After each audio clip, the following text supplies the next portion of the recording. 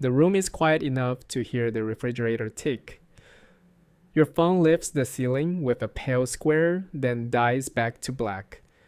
You wait for a message that doesn't arrive, and the silence starts to feel like weather. We blame that heaviness on modern life, like headphones, elevators, feeds, but the feeling is ancient.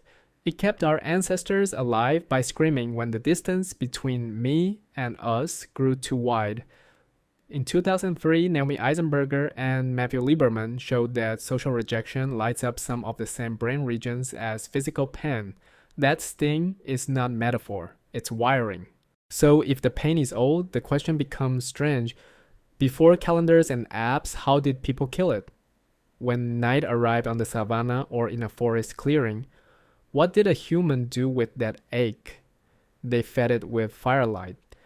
Anthropologist Polly Wiesner, working with the Jew/Huansi in the Kalahari, described how days are for tasks and transaction, but nights around the fire turn into stories, morality, and laughter. After dark, talk widens the circle, repairs rifts, rehearses dangers, and binds people who might otherwise drift. It's not just a warm light, it's a switch of mode, from survival to belonging. By the flames, conversation shifts. Daytime speech is who hunts, who owes what broke. Firelight speech is ancestors, tricksters, warnings wrapped in humor. Shared myths are a stitching needle as each person adds a thread. The tent of we tightens. They also sang, across cultures, humans turned breath into rope. In 2013, researchers at the University of Gothenburg found that choir singers' heart rates synchronize as their breathing lines up under the melody. It feels mystical, hearts beating together, but it's physiology. When breath lengthens, the vagus nerve reigns in the rhythm. Line enough bodies under the same musical sentence and they settle into a shared beat. Laughter joined the medicine.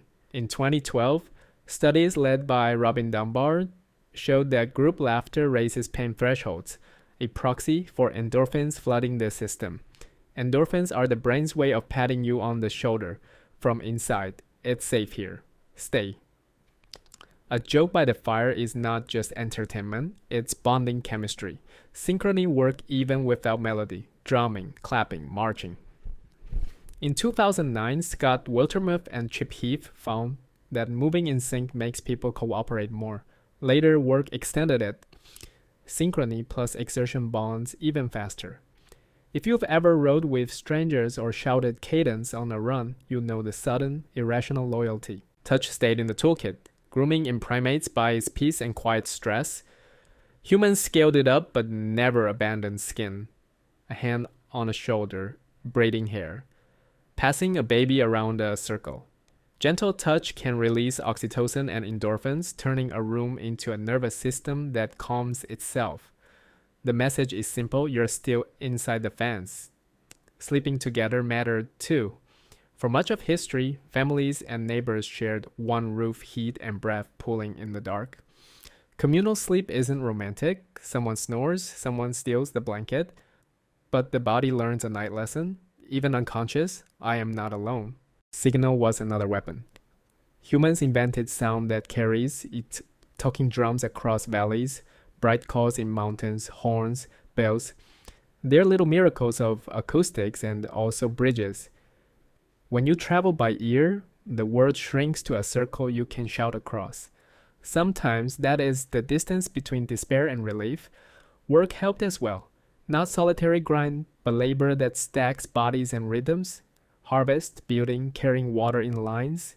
People sang work songs because synchronization makes heavy tasks lighter and the lonely hour endurable. And stories, always stories.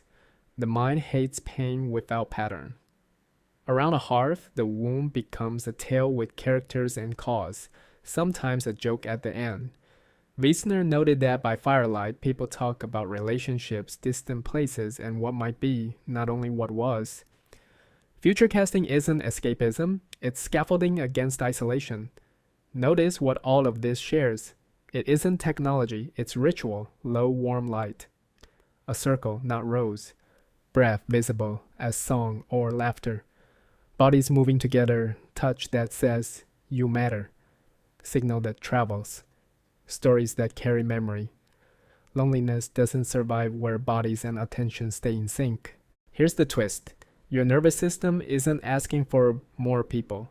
It's asking for proofs, physiological receipts. At 2 a.m., the tribe might technically be there, but your senses can't cash the check.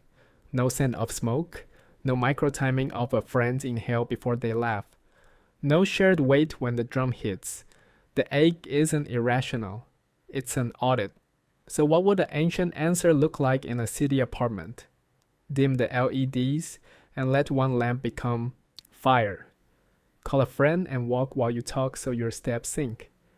Hum on the same note for a minute. Yes, it's weird until you both laugh and the weirdness dissolves into endorphins. Cook together while a song plays on loop. Drum a table.